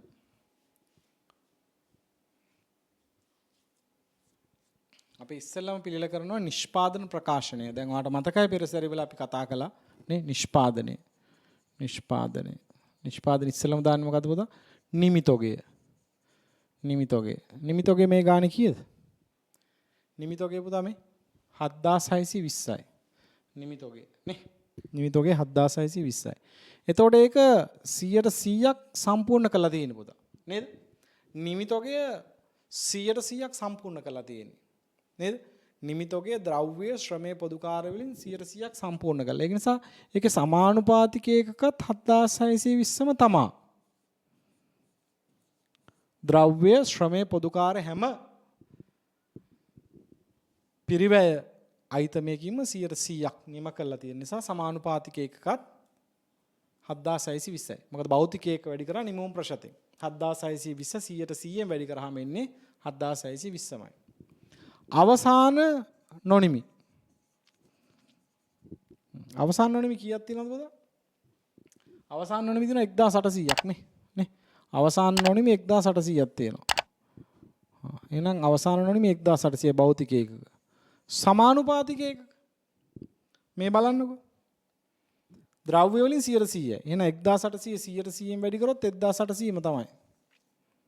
හරි මම ගත්ත විදිහ දැම්මේ නෑ. 1800 කොහොමද ගත්තේ? 1800 වැඩි කිරීම 100%. ඔයාලට පුළුවන් ඕන වරහන් ඇතුලේ දාගන්න. ශ්‍රමයේ 80%යි. එහෙනම් 1800 වැඩි කරන්න 180යි.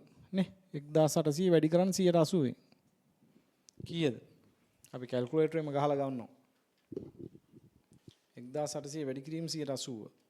සමානුපාතිකයක 1440යි.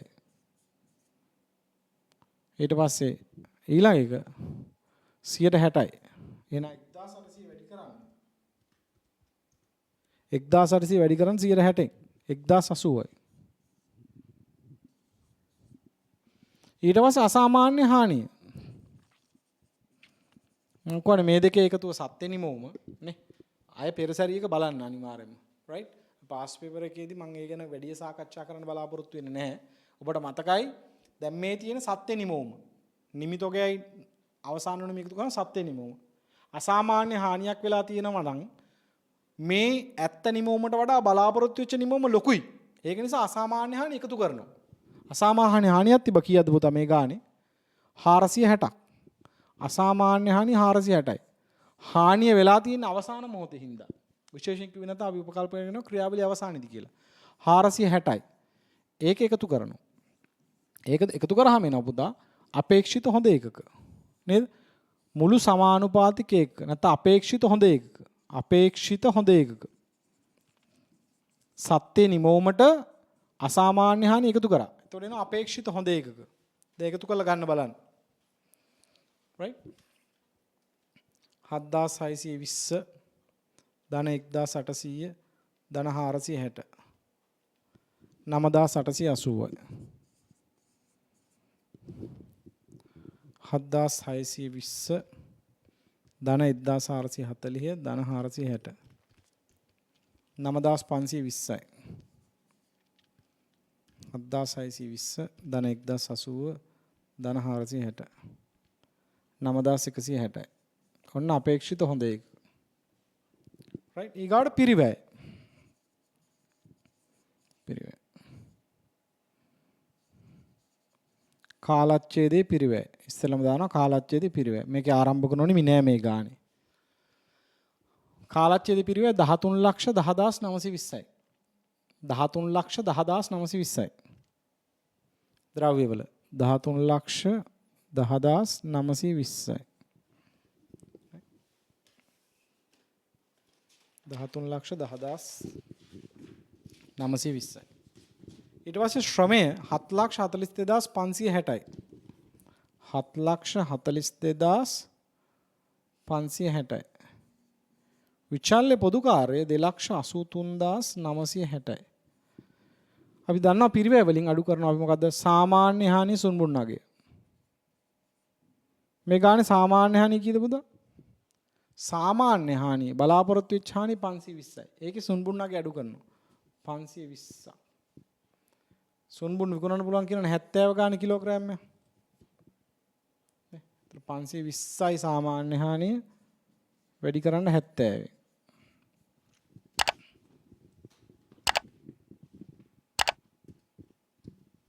520 වැඩි කරාම වෙනවා 36400. ඒක අපි ද්‍රව්‍ය එකෙන් තමයි අඩු කරන්නේ. එතකොට අපිට එනවා මුළු පිරිවැය. සුද්ධ පිරිවැය. පෙරසරී සුද්ධ පිරිවැය.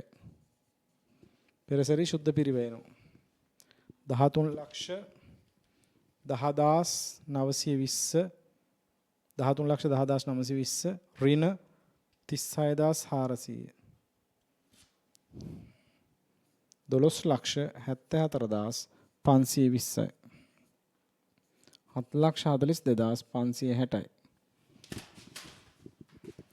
2,83,960යි. right.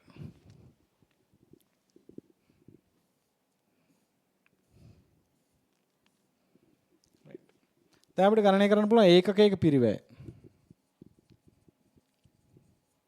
නේද? එක බෙදීම දෙක.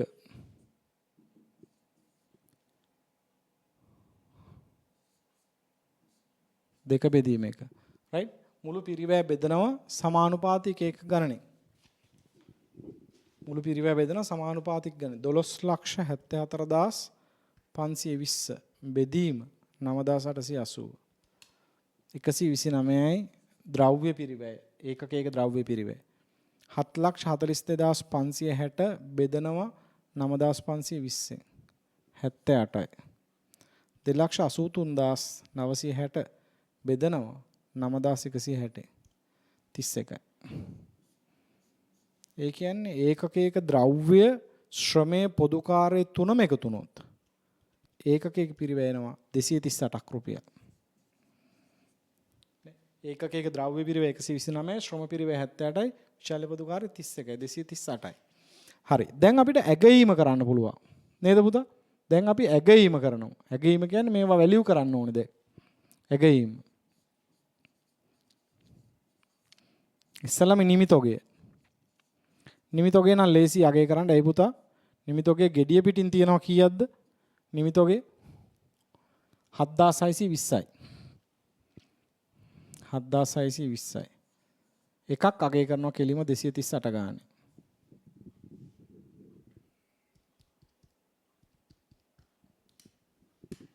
18,13,560යි. රයිට්? ඊට පස්සේ අවසාන නොනිමි. නොනිමි එහෙම එකවර ගන්න බෑ පුතා. හේතුව මේ නොනිමි. අවසාන නොනිමි තියෙන පුතා ද්‍රව්‍ය වලින් සමානුපාතික එක 1800යි. එහෙනම් 1800යි ද්‍රව්‍ය ඒකකයක පිරිව 129යි.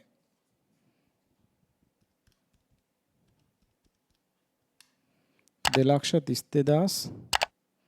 32,200.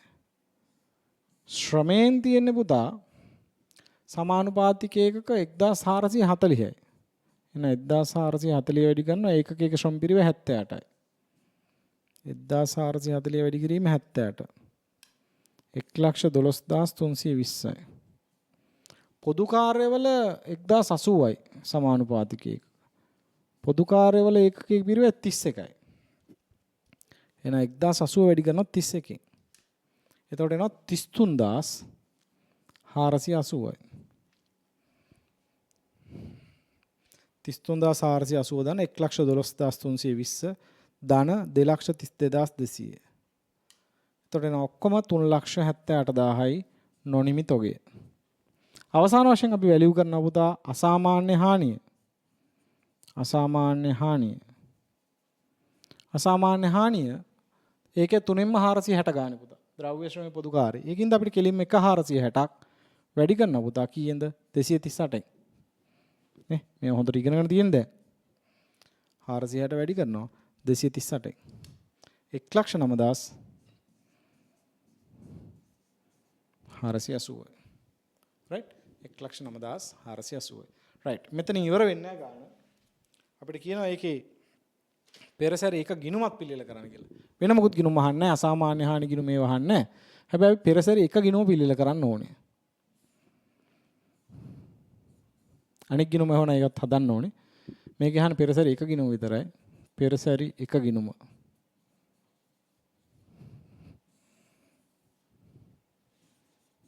ඒකක වටිනාකම.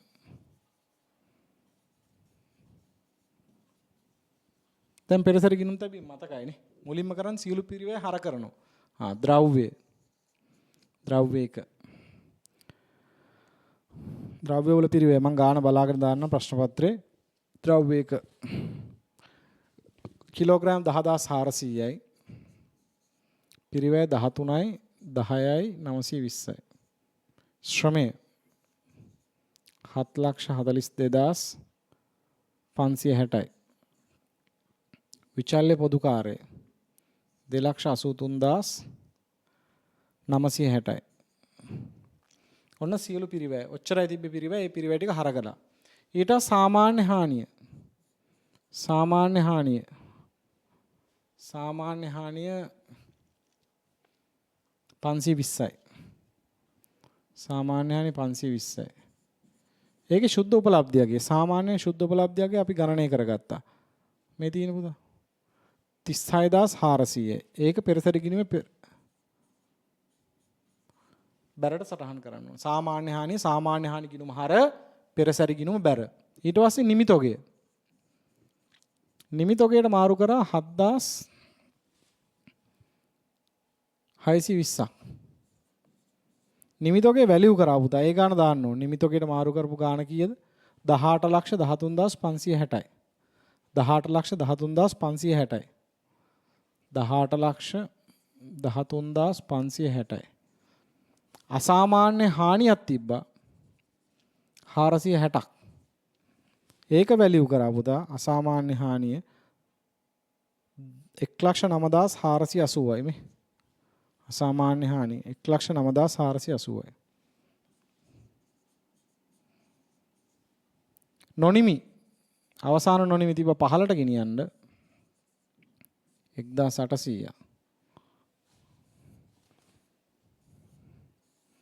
අවසාන නොනිමි 15ට ගෙනියන්න තිබ්බ කොච්චරද? නොනිමි තිබ්බා පුතා 3,78,000. නොනිමි 3,78,000යි.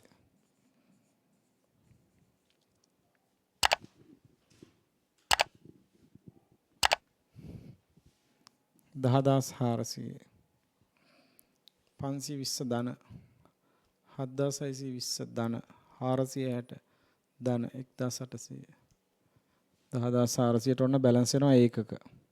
පිරිවැය බලන්න 13යි 10යි 920 ධන 742යි 560 ධන 283යි 960යි 23යි 37යි 440යි.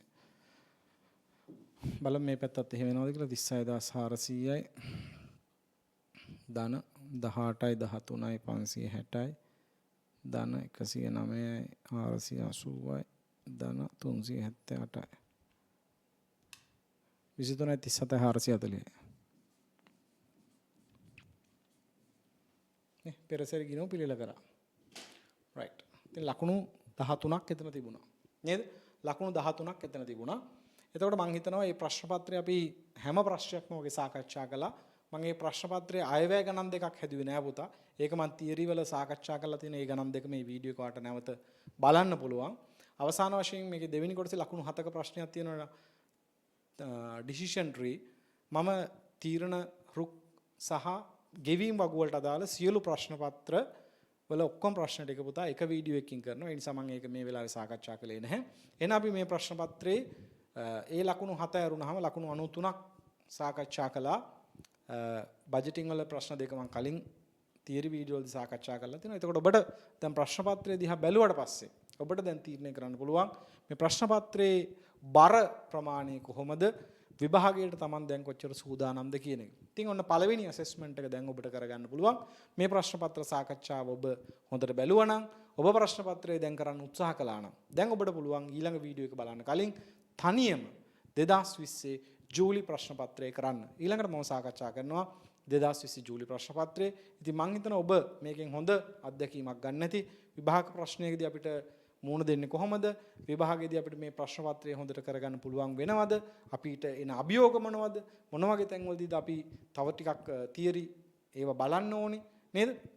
ඉතින් ඒ කාරණා ටික තමයි අපි මූලික වශයෙන් සාකච්ඡා කළේ. ඉතින් මම හිතනවා ඔබ සියලු දෙනාටම ඉතාමත්ම හොඳට මේ ප්‍රශ්න පත්‍ර සාකච්ඡාවත් එක්ක රැඳී හිටියොත් විභාගයේදී නියත වශයෙන්ම සාමාර්ථයක් ගන්න පුළුවන් කියලා. ඉතින් ඔබ හැමෝටම මම ආශිර්වාද කරන ගමන් ඊළඟ වීඩියෝ එකෙන් අපි හමු වෙමු. එතෙක් ඔබ සියලු දෙනාටම ආයුබෝවන්.